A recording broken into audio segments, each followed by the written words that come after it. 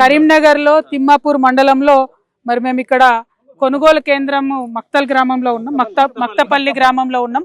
కొనుగోలు కేంద్రం అని చెప్పి ఇక్కడ అందరు రైతులు వచ్చి మరి మొత్తం ధాన్యం కూడా ఆరబోసుకున్నటువంటి పరిస్థితి. నిన్న రాత్రి పడ్డ వానకైతే మొత్తం ధాన్యం నీళ్ళలో కొట్టుకపోతుంటే చాట్లతోని పాపం ఎత్తిపోసుకున్నటువంటి దృశ్యాలన్నీ చూసినాం. ఇప్పటిదాకా చాలా దారుణంగా ఉంది, బాధాకరమైన పరిస్థితి. అన్యాయం ఏంటంటే నెల రోజులు దాటిపోయి కూడా కొంతమంది ఇక్కడ వచ్చి కుప్పలు పోసుకొని ఉన్నారు. ఇంతవరకు ఐకేపీ కొనుగోలు సెంటర్ పెట్టలేదు. ఈ లోపల ప్రకృతి వైపరీత్యం, వర్షాలు బీభత్సం సృష్టించినాయి. మరి దీనివల్ల ఇంకా కూడా నష్టపోయేటటువంటి పరిస్థితి ఉంది. ఆల్రెడీ చాలా చోట్ల వడ్లు మొలకలు వస్తున్నటువంటి పరిస్థితి ఉంది. దారుణంగా తడిసిపోయింది ధాన్యం. మరి ఇటువంటి సందర్భంలో మిల్లర్లు అనేకమైన కండిషన్లు పెడుతున్నారు. మాయిశ్చర్ కంటెంట్ 17 కన్నా తక్కువ ఉండాలంటే అది సాధ్యపడే పరిస్థితి లేదు. ఒక పక్క మొంతా తుఫాన్ వచ్చింది. ఆ తుఫాన్ వల్ల బాగా పెద్ద ఎత్తున వర్ష బీభత్సం జరుగుతుంది. మేము ప్రభుత్వాన్ని డిమాండ్ చేస్తూ ఉన్నాం. ముఖ్యంగా పమేలా సత్పతి గారు, మరి ఇక్కడ కలెక్టర్ గారు ఎవరైతే ఉన్నారో ఆమెను డిమాండ్ చేస్తూ ఉన్నాం. నెల రోజులు దాటిపోయింది, ఇంతవరకు కొనుగోలు కేంద్రాలు ఎందుకు ఓపెన్ కాలేదని ప్రశ్నిస్తూ ఉన్నాం. ఖచ్చితంగా కొనుగోలు కేంద్రాలు వెంటనే ప్రారంభించాలి. అసలు రైతులు యాక్చువల్గా కోరేది ఏంటంటే ఐకేపీ మధ్యలో వద్దు, మిల్లర్లకు మీరు అవకాశం ఇవ్వండి, చక్కగా మేము ఇడికెళ్ళి తీసుకుపోతాం, వాళ్ళ దగ్గరనే బస్తాలు దించుతామని చెప్తున్నారు. ఎందుకంటే మళ్ళీ మధ్యలో ఒక దగ్గర దింపడం, ఎండబెట్టడం, మళ్ళీ ట్రాక్టర్లకు ఎక్కేయడం అంటే వాళ్ళకి అదనపు ఖర్చు కూలీలకు కానీ బ్యాగ్లలో నింపడానికి కానీ చాలా దారుణంగా అవుతుంది. కాబట్టి డైరెక్ట్ మిల్లర్లకు మీరు ఆదేశాలు ఇవ్వండి. ఇప్పుడున్నటువంటి ప్రకృతి వైపరీత్యం రీత్యా ఎంత తడిసిన ధాన్యమైనా, బూజు పట్టిన ధాన్యమైనా, మొలకలెత్తిన ధాన్యమైనా కొనాల్సినటువంటి బాధ్యత ప్రభుత్వం మీద ఉన్నది. దయచేసి తక్షణమే ఒక మానవతా దృక్పథంతో కొనమని నేను డిమాండ్ చేస్తున్నా. చాలా మంది కౌలు రైతులు ఉన్నారు.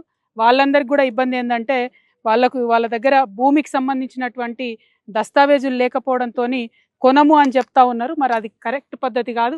ఈ ప్రభుత్వం అధికారంలోకి వచ్చే ముందు కౌలు రైతులకు అనేకమైన వాగ్దానాలు చేసి వచ్చిండ్రు.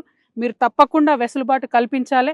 కౌలు రైతులందరికీ కూడా పోతే మిల్లర్లు ఇమీడియట్గా కొనేటట్టు వెసులుబాటు కల్పించాలని చెప్పి నేను డిమాండ్ చేస్తూ ఉన్నా.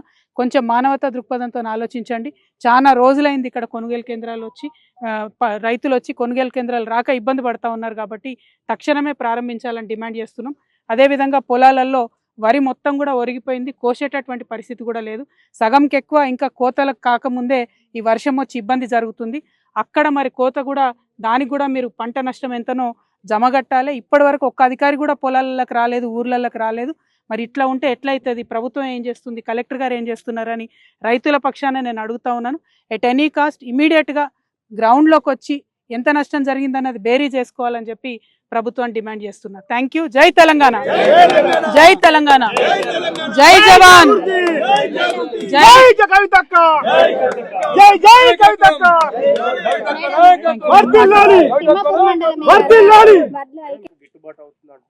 కొనుగోలు కేంద్రాలు కాకుండా పంట నష్టం అంటే కొయ్యని వరి ఏదైతే ఉందో, నిన్న ప్రభుత్వము ఈ మొంతా తుఫాన్ మీద మరి రివ్యూ చేసి 10,000 ఇస్తామంటున్నారు ఎకరానికి. ఏడుకెళ్ళి సరిపోతుంది 10,000 అంటే? కొట్టకొచ్చి ఇప్పుడు కోతకు వచ్చినటువంటి సమయం కాబట్టి ఖచ్చితంగా ప్రభుత్వం 50,000 మినిమం ఒక ఎకరానికి కట్టియాలి. లేకపోతే చాలా దారుణమైన అన్యాయం జరుగుతుంది. రైతులు ఇక్కడే కాదు, చుట్టూ తెలంగాణ వ్యాప్తంగా ఉన్న రైతులు కూడా ఇబ్బందులలో ఉన్నారు. కాబట్టి 10,000 అన్నటువంటి ఏ మూలకు కూడా సరిపోవన్న విషయం ప్రభుత్వం గమనించాలి. అట్ ద సేమ్ టైం పోయినసారి బోనస్ ఇస్తామన్నారు, ఇంతవరకు ఇచ్చినటువంటి పరిస్థితి లేదు.